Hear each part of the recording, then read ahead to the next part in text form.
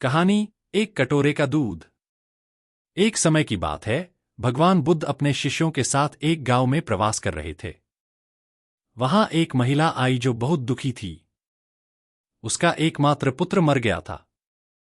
वह अपने मृत पुत्र को गोद में लेकर रोती हुई बुद्ध के पास आई और बोली, भगवान, कृपा कर मेरे बेटे को जीवन दे दो। आप कर सकते हैं, कृपा करें। बुद्ध ने शांत स्वर में कहा, मैं तुम्हारे पुत्र को जीवन दे सकता हूं, लेकिन उसके लिए तुम्हें एक छोटा सा कार्य करना होगा। उस महिला की आंखों में आशा की किरण जगी। जो कहें, प्रभु, मैं सब कुछ करूंगी। बुद्ध बोले, तुम गांव में जाओ और किसी ऐसे घर से एक कटोरा दूध लेकर आओ जहां कभी कोई मृत्यु न हुई हो। बस वही दूध मैं प्रयोग करूंगा तुम्हारे पुत्र को जीवित करने के लिए। वह महिला उत्साह से गांव की ओर भागी। उसने एक एक घर का दरवाजा खटखटाया। लेकिन हर घर में किसी न किसी की मृत्यु हो चुकी थी।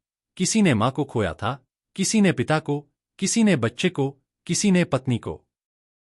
शाम तक वह थकी हारी वापस बुद्ध के पास लौटी। अब उसके चेहरे पर रोष नहीं, शांति थी। वह धीरे से बोली, भगवान, मैं समझ गई। इस संसार में ऐसा कोई घर नहीं जहां मृत्यु न हुई हो। मृत्यु तो सबको आती है।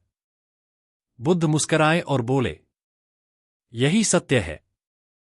दुख का कारण हमारी मोह और अपेक्षाएं हैं। जब हम जीवन को जैसा है वैसा स्वीकार कर लेते हैं, तभी हमें शांति मिलती है। सीख। यह कहानी हमें सिखाती है कि मृत्यु और दुख जीवन का अभिन्न हिस्सा है। उनसे भागना नहीं चाहिए, बल्कि उन्हें समझकर जीवन को गहराई से स्वीकार करना चाहिए। यही बुद्ध का मार्ग है, समझ, शांति और मोक्ष की ओर। अगर आप चाहें तो मैं इसी तरह की और कहानियां भी सुना सकता हूं।